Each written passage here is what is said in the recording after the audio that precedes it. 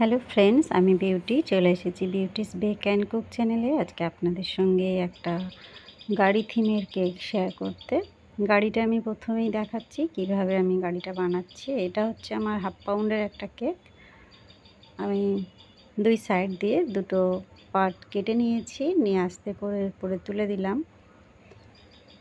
আর একটা কথা, ক্রাম কোট করে বেশ কিছুক্ষণ এটা ফ্রিজে রাখবেন, কম করে 1 ঘন্টা। তাহলে এই কাটিংগুলো করতে আপনার সুবিধা হবে। বিশেষ করে যারা নতুন তাদের জন্যই আমি বলছি, নচেত এইসব কাটিংগুলো করতে গিয়ে কেকটা লেয়ারিংগুলো ছেড়ে যেতে পারে।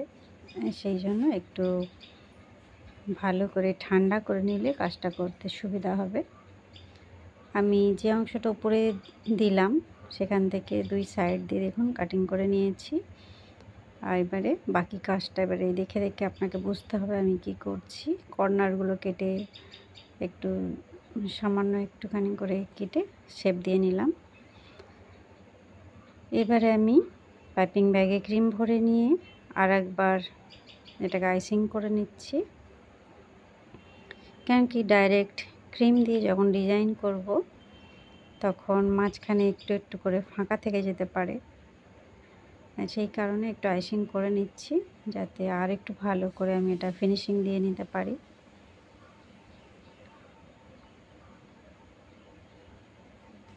এটা আবার আমি যখন স্ক্র্যাপার দিয়ে সমান করব ক্রিমের পরিমাণটা অনেকটাই কমে যাবে প্রপার শেপ দিতে গিয়ে আর কি।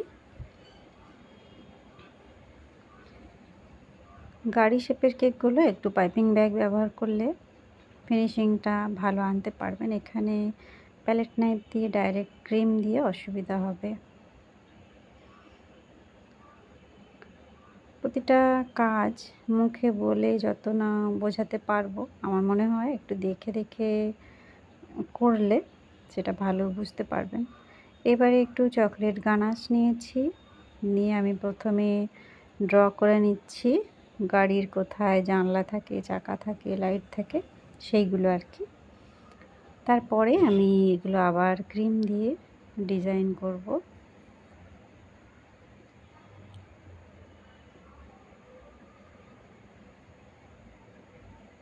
ক্রাম কোট করার সময় একটু টাইম নিয়ে করবেন যেন প্রপার শেপটা আগে এসে যায়, নচেত তারপরে যখন আপনি ডিজাইন ডাইরেক্ট করতে যাবেন তখন দেখতে ভালো লাগবে না। সেই কারণেই আগে সুন্দর করে ফিনিশিং দিয়ে নেবেন, কোটিং করে নেবেন তারপরে। আচ্ছা, দুটো চাকা বানিয়ে নিচ্ছি। এটা আমি একটা বড় সাইজের নজল ব্যবহার করেছি। এখানে বিস্কিটও ব্যবহার করতে পারেন, কিন্তু যেহেতু আমার গাড়ির সাইজটা খুব ছোট সেই জন্য আমি এখানে চকলেট গানাশ দিয়েই করছি। আর গানাশটা একদম মিডিয়াম রয়েছে আমার, না লিকুইডি ফর্মে আর না পুরোপুরি শক্ত,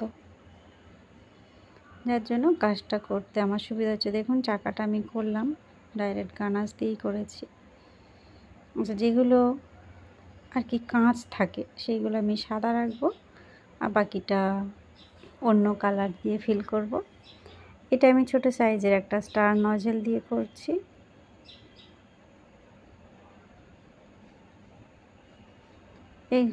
এটা হচ্ছে আমি একটু রেড কালার মিক্সড করে নিয়েছি ক্রিমের সঙ্গে। পুরো গাড়িটা কমপ্লিট হলে তারপর বুঝতে পারবেন আমি কি করলাম এতক্ষণ ধরে। একটু কাট কাট করে দেখাচ্ছি, নচেত অনেকটা বড় হয়ে যায় ভিডিওটা। আর এই কেকটা যখন বানাচ্ছিলাম ভীষণ তাড়াহুড়ো করে করছিলাম, যার জন্য ভালোভাবে ফিনিশিংটা আসেনি, একটু ফাঁকা ফাঁকা থেকে গেছে। এতটাই আমি প্রেশারে ছিলাম কাজের জন্য যে অত ভালো করে ফের সেকেন্ড বার আর একটু ক্রিম দিয়ে যে ফিল করব সেই টাইমটা আমার কাছে ছিল না। আচ্ছা, এইটা হলো 1 পাউন্ডের একটা কেক। আমি এটাকে ফাইনালাইজিং করে নিয়েছি। আর সাইডটা একটু রেড কালার আর একটু সামান্য ব্রাউন কালার দুটো মিক্সড করে সাইডে একটু টেনে দিয়েছি হালকা করে। এখানে আমি যেরকম ইট থাকে আর কি সেরকম একটা ডিজাইন করব। আর উপরটায় আমি দুটো লাইন টেনে নিয়েছি, মাঝখানটা রাস্তা হবে, দুই সাইডে ঘাস হবে আর কি। এই জন্য একটু গ্রিন কালার ক্রিমের সঙ্গে মিক্সড করে নিয়ে সাইডটা একটু গ্রিন করে নিলাম।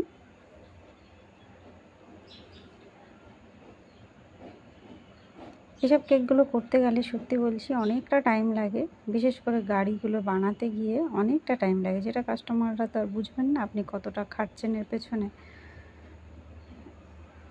তাই একটু হাতে টাইম নিয়ে, যারা নতুন আমি তাদের জন্য বলছি, মানে গাড়ি যখন বানাতে যাবেন অবশ্যই একটু হাতে বেশি টাইম রাখতে হবে, নচেত টাইম কম পড়ে যাবে।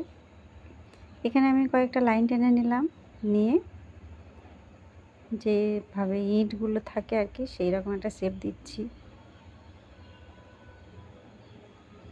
চকলেট গানাশ দিয়েই করছি পুরো কাজটা।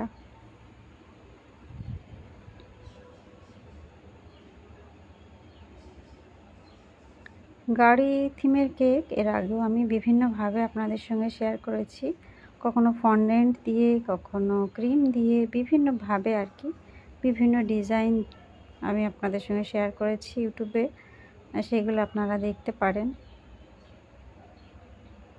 একটু চকলেট গানাশ নিয়ে রাস্তাটা আর কি বানাচ্ছি।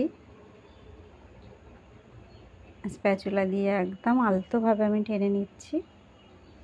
কেকটা কিন্তু আমার ফ্রিজে ছিল বেশ কয়েক ঘন্টা, যার জন্য এই কাজটা আমি করছি, কোনো অসুবিধা হচ্ছে না।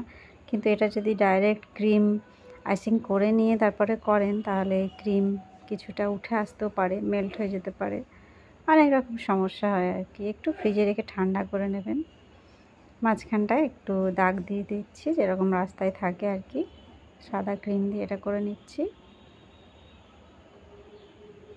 এবার গাড়িটা বসিয়ে দেবো।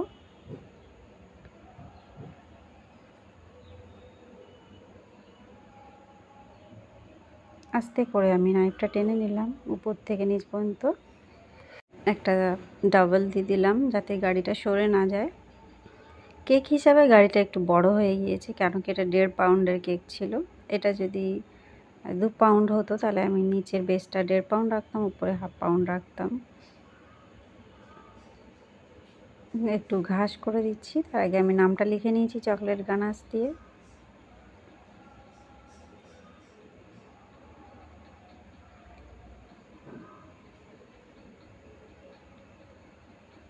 কাস্টমাররা মানে চান যে কতটা কমে একটা ভালো কেক আমরা পাবো, সেই হিসাবে আমাকে করে দিতে হয়। কাস্টমাইজড কোনো এক্সট্রা চার্জ সেরকম আমি নিই না, কেননা যেখানে আমি থাকি সেখানে মানে শখ আছে, কিন্তু কি বলবো, পূরণ করার মতো ক্ষমতা অনেক মানুষেরই কম আছে। যাই হোক, এই হলো আমার কেকের ফাইনাল লুক বন্ধুরা। কেমন লাগলো? ভালো লাগলে একটা লাইক করবেন। দেখা হবে নেক্সট ভিডিওয়ে। Bye bye.